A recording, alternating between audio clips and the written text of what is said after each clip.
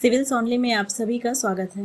Monthly current affair का यह part 34 है और अब से करंट अफेयर मंथ के लास्ट में डिस्कस किया जाएगा, जिसके अंतर्गत इम्पॉर्टेंट क्वेश्चंस को डिफरेंट पार्ट में हम डिस्कस करेंगे।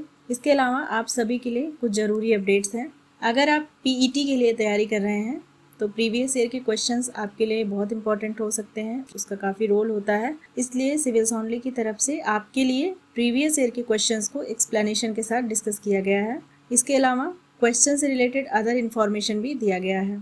सो आप ये वीडियोस प्लेलिस्ट में जाकर ज़रूर देखिए और इसी पीईटी से रिलेटेड कुछ इंपॉर्टेंट क्वेश्चंस की सीरीज लेके आ रहे हैं हम लोग, तो आप उसके लिए प्लेलिस्ट में जाके देख सकते हैं। इसके अलावा हिस्ट्री क्रैश कोर्स जो कि स्पेशली हिंदी मीडियम के बच्चों के लिए तैयार किया गया है, वो आप हमारी प्लेलिस्ट में जाके देख सकते हैं। और बीपीएससी के लिए जो बिहार स्पेसिफिक मॉडर्न हिस्ट्री के वीडियोस देखना चाहते हैं वो हमारे चैनल पे देख सकते हैं, जिसे स्टोरी फॉर्म में डिस्कस किया गया है। वो काफ़ी इंपॉर्टेंट भी है और काफ़ी इंटरेस्टिंग भी है। तो चलिए करंट अफेयर डिस्कशन को स्टार्ट करते हैं। हमारा आज का पहला प्रश्न है, हाल ही में किस बीमारी को वैश्विक स्वास्थ्य आपातकाल घोषित किया गया है? ऑप्शंस हैं मंकी पॉक्स, खसरा, क्षय रोग या फिर इनमें से कोई नहीं। इसका राइट आंसर है option A, monkey pox. Monkey pox के तेजी से फैलने के कारण अभी हाल ही में WHO ने इसे वैश्विक स्वास्थ्य आपातकाल घोषित किया है। इस वर्ष अभी तक 60 से ज़्यादा देशों में इस बीमारी के 16,000 से ज़्यादा मामले सामने आ चुके हैं और ये जानवरों से इंसानों में फैलने में सक्षम है। यह एक संक्रामक रोग है जो कि आमतौर पर माइल्ड होता है। पश्चिम और मध्य अफ्रीका के कुछ हिस्सों में यह स्थानिक है। यह निकट संपर्क से फैलता है, इसीलिए अलगाव और स्वच्छता जैसे उपायों के माध्यम से अपेक्षाकृत आसानी से इसे नियंत्रित किया जा सकता है। हालांकि यूरोपीय संघ की दवा एजेंसियों ने मंकी पॉक्स के इलाज के लिए चेचक के टीके इम्वेनेक्स के उपयोग को मंजूरी देने की सिफारिश की और यह मंकी पॉक्स वायरस चेचक वायरस के बीच समानता के कारण इसे मंकी पॉक्स के लिए एक संभावित टीका माना जा सकता है। नेक्स्ट क्वेश्चन है, नीरज चोपड़ा ने विश्व चैंपियनशिप 2022 में कौन सा पदक जीता है? ऑप्शंस हैं स्वर्ण पदक, रजत पदक, कांस्य पदक या फिर कोई पदक नहीं। इसका करेक्ट आंसर है ऑप्शन बी, रजत पदक। हाल ही में ओलंपिक चैंपियन नीरज चोपड़ा ने एक और इतिहास रचा है। चूंकि वह भाला फेंक फाइनल में रजत पदक जीतकर विश्व चैंपियनशिप में पदक जीतने वाले केवल दूसरे भारतीय और पहले पुरुष ट्रैक और फील्ड एथलीट बने हैं। वैसे इस फील्ड में अंजू बॉबी जॉर्ज पहली भारतीय थी जिन्होंने 2003 में पेरिस में हुए वर्ल्ड चैंपियनशिप में कांस्य पदक जीता था। नीरज चोपड़ा दूसरे स्थान पर रहने के लिए 88.13 मीटर का सर्वश्रेष्ठ जेवलिन थ्रो किया। हमारा नेक्स्ट क्वेश्चन है, नागरिक उड्डयन महानिदेशालय द्वारा दिव्यांग यात्रियों के संबंध में निम्नलिखित में से कौन सा नियम बनाया गया है? ऑप्शंस हैं एयरलाइन विकलांगता के आधार पर किसी व्यक्ति को वहन करने से मना नहीं करेगी।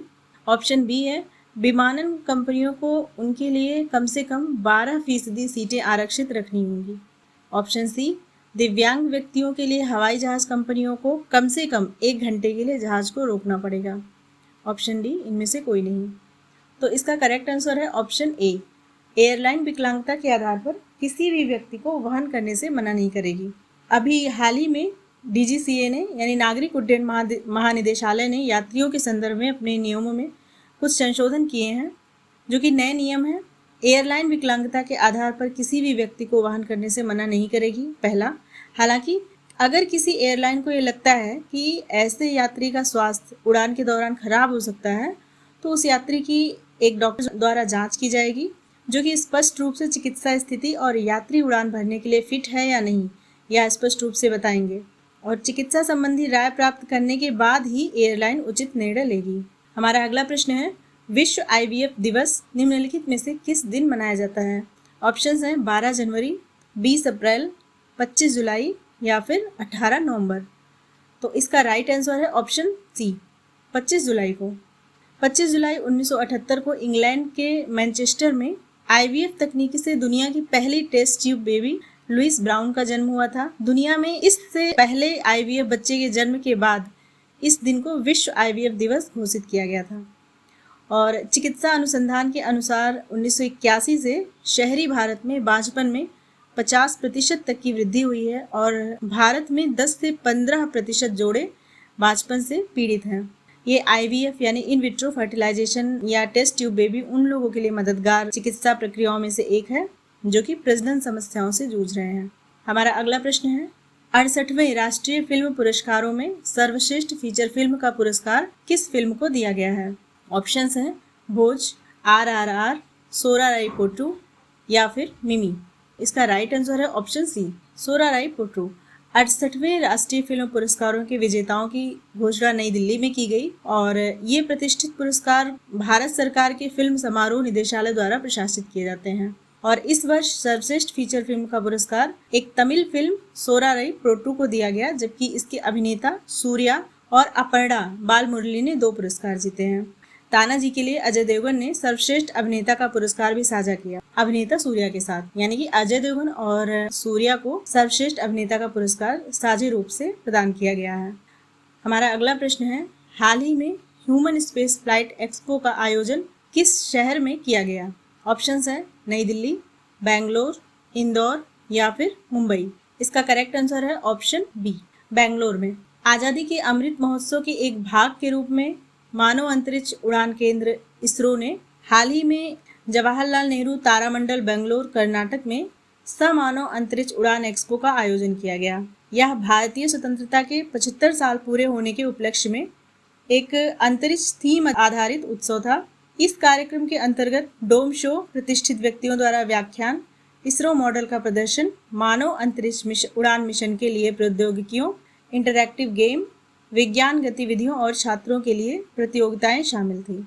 हमारा अगला प्रश्न है, कारगिल विजय दिवस निम्नलिखित में से किस दिन मनाया जाता है? ऑप्शंस हैं 26 जुलाई, 25 मई, 22 अप्रैल या फिर 22 दिसंबर।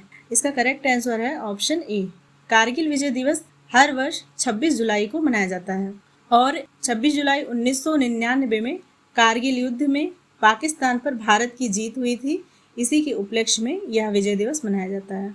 हमारा अगला प्रश्न है, जवाहरलाल नेहरू बंदरगाह के संबंध में निम्नलिखित में से कौन सा कथन सही नहीं है?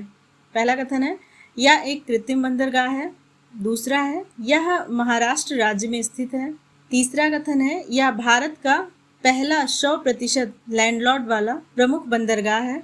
चौथा कथन है, इसे PPP मॉडल के अंतर्गत संचालित किया जाता है। तो पहला ही कथन सही नहीं है कि यह एक कृत्रिम बंदरगाह है। ये जवाहरलाल नेहरू पोर्ट भारत में एक प्रमुख प्राकृतिक बंदरगाह है जो कि महाराष्ट्र के पश्चिमी तट पर ठाणे क्रीक में स्थित है। जुलाई 1997 में जवाहरलाल नेहरू पोर्ट ने मुंबई में जवाहरलाल नेहरू पोर्ट के भीतर निजी कंपनी नाहवा शेवा इंटरनेशनल कंटेनर टर्मिनल के साथ पहला समझौता किया था। भारत का 100% लैंडलॉर्ड वाला यह पहला प्रमुख बंदरगाह है। हमारा नेक्स्ट क्वेश्चन है, हाल ही में किस नौसैनिक जहाज को सेवा मुक्त किया गया है? ऑप्शंस हैं INS सिंधु विजय, INS सिंधु घोष, INS सिंधु ध्वज या फिर इनमें से कोई नहीं। तो इसका राइट आंसर है ऑप्शन सी, INS सिंधु ध्वज को।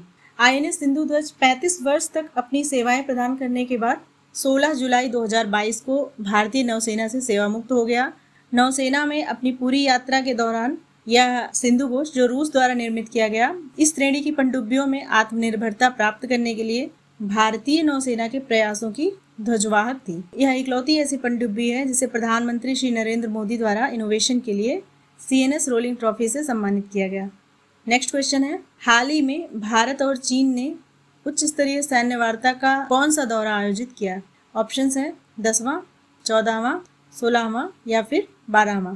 इसका करेक्ट आंसर है ऑप्शन सी, 16वां।